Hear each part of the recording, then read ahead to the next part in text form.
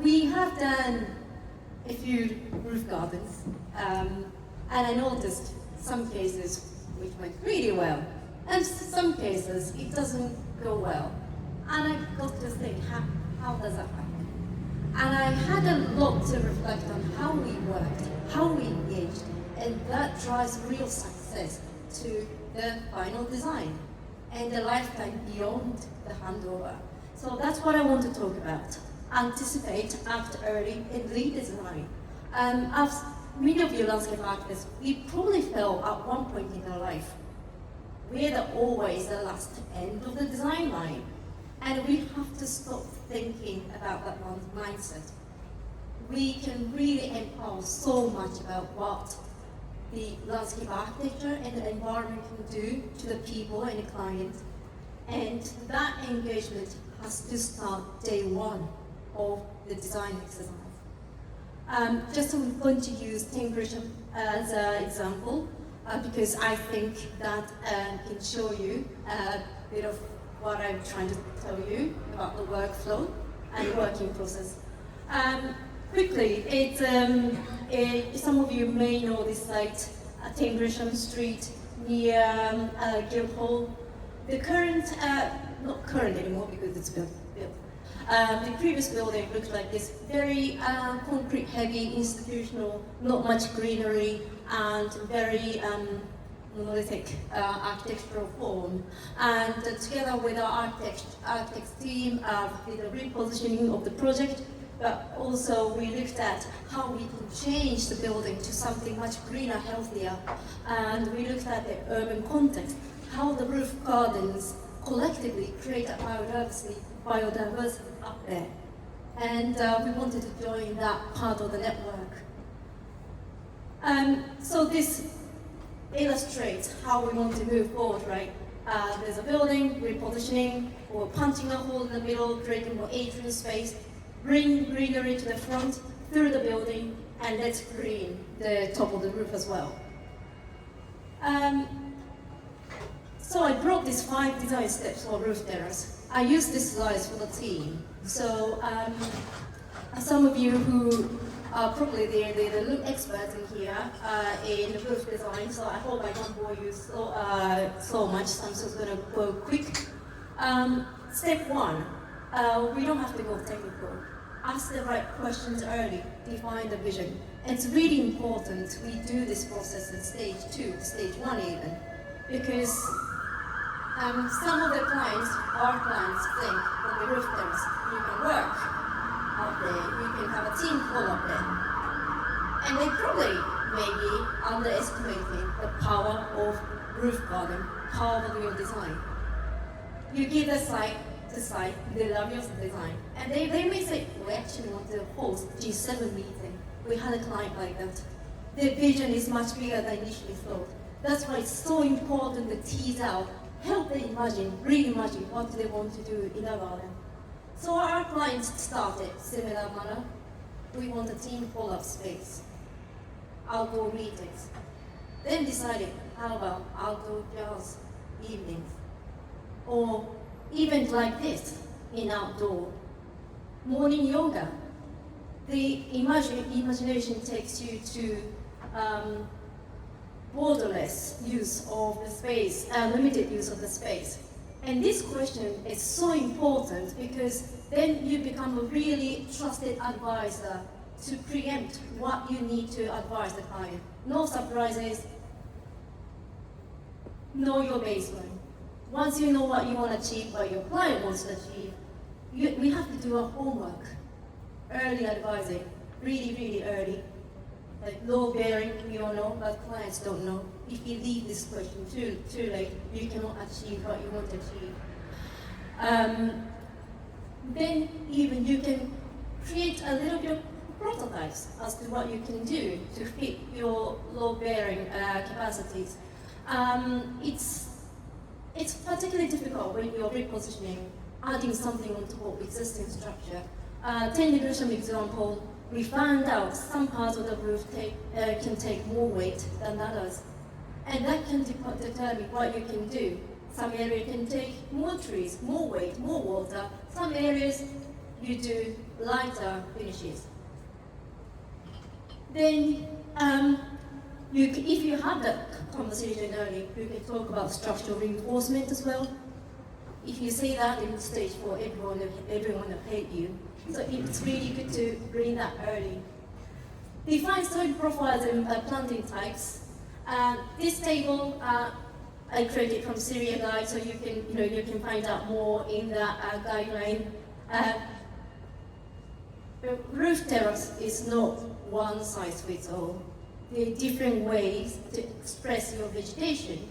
You can do lightweight, and you can do the intensive green roof, or you can do semi-intensive. Intensive roof can really do create a really dynamic space for you, because you can achieve the height, you can achieve much deeper soil space. But you cannot really start this conversation until you do the initial baseline homework of finding out the weight limitation. Then it's really important to understand the drainage and waterproofing and have that conversation early with architects. But then it's not just about finding out the roof types, where the drainage goes. Find out your roof build-ups. Find out your finished floor level. Does your floor space have enough depth to integrate your drainage, your falls, all the things that you need to put in below your finish? So you really want to find out that technicality, and that will frame your design. Safety is so important. We are post-Grenfell, we all know that it's everybody watching your performance, and we are responsible not just for our design period, but for the users beyond 100 years. For protection, we created a several fall protection design for 10 Gresham Street. We wanted to run vegetation right against the balustrade. That means you have to watch the height of the balustrade. And fire breaks. People will see your organic contents and vegetation as flammable items, so we need to look at fire breaks and make sure that you're compliant and not having a difficult conversation, stage 4, stage 5. So I'm going to go into the actual roof terrace. This is how it looked before 10 Gresham Street. Beautiful views, but not much happening there. And this is what we wanted to achieve. Put the roof build up, roof terraces, and put a new parking as well. Create a really dynamic space, meandering space, use the entire space as connected seamless spaces. You can see a little bit of pocket spaces, but you can see on the south, plan south, towards St. Paul's, we have a bigger gathering space for yoga in the morning, to team building space, to evening cocktail parties. Then this is what we want to achieve. And this is how it looked. I like this view because it actually shows what we imagine is actually coming into place. This is a picture I took on site, and it's a great timing. Raaft decking in there, and porcelain tiles are laid, speaking to people on site, and they're thinking how to lay the pavers. And you're thinking, surely we've done the drawing to tell you how to lay these slabs. But the point is, it's always good to speak to people, because usually you've done your bit, the people on site are not necessarily familiar with your drawing. So it's good to talk to these people and make sure your design is correctly translated on site. And this is just being built with some planting went in. This is the interface I was talking about, the balustrade curating, and particularly shallow planter edge to make sure we have some greenery to create a green envelope to the roof garden. And we still have 1.1 above the balustrade. With that, we could do this because we coordinated early and we understood the roof build-up. Some interesting stories about tree pit. For the areas where we identified we can have more weight, we've done really, we wanted to have really large planting. So instead of running our roof plates all the way like this, we wanted to do that detail. Use the planter all the way to the installation. Because we know weight can take it. Let's do this. That means you can do some really lovely planting schemes there. Then you went on site, and I looked under the roof deck, or the decking, and it wasn't just there, it was all flat. And then you also see this tree delivered from the tree nursery. Root ball is too big, and the planter height is 400, and it just doesn't fit. That's why it's also good to good to go on the site before contractor hides everything.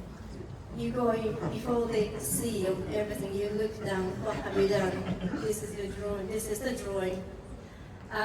So Raaft came on site, and we retrospectively put a bar stop or the container, no bar stop, because there's we do have a perforation at the bottom. We addressed the container like this to make sure this root ball has enough space for the growth.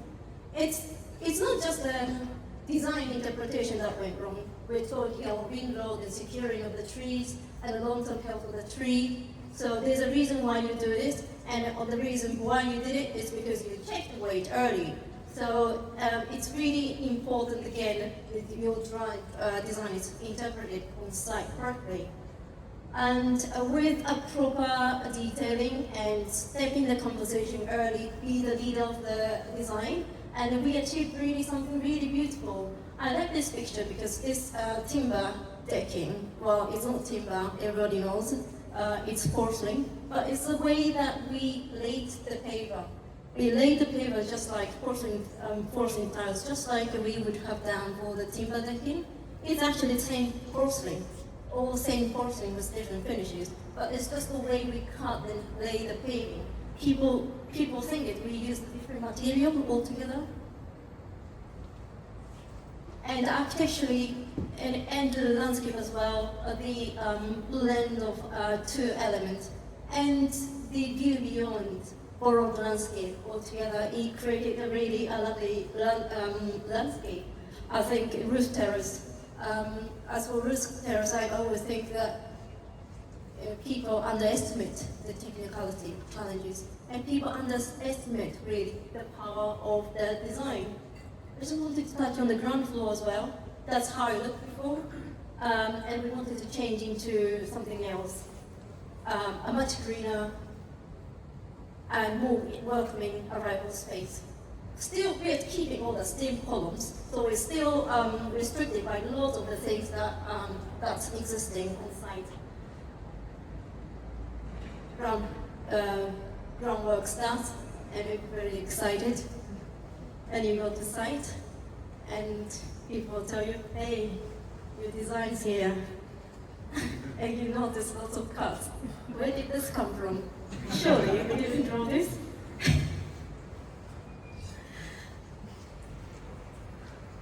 It was good that we went there whilst it was on a dry lane.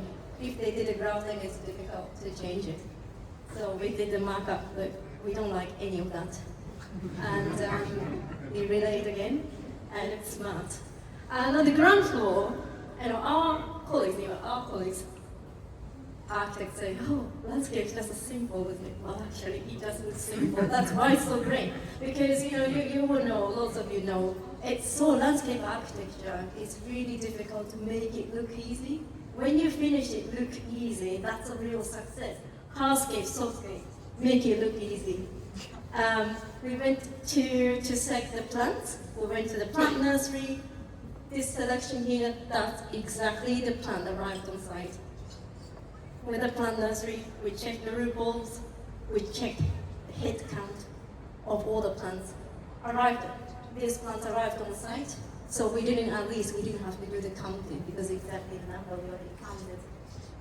Went on site, and the landscape contractors are there, but they didn't have any drawing. Sure, we issued the drawing. None of them had the paper. It's not a criticism. I'm just talking about the reality. So ended up just going in there and positioned at each pot. But again, that you being there makes such difference to the result of the design. And the result is quite powerful. You know, the Time Hotel is just finished, and we are not talking about the design for today. We're designing for the future. So we look forward to how this grows. And here you go. The earlier we engage, the stronger the landscape becomes, the stronger we become.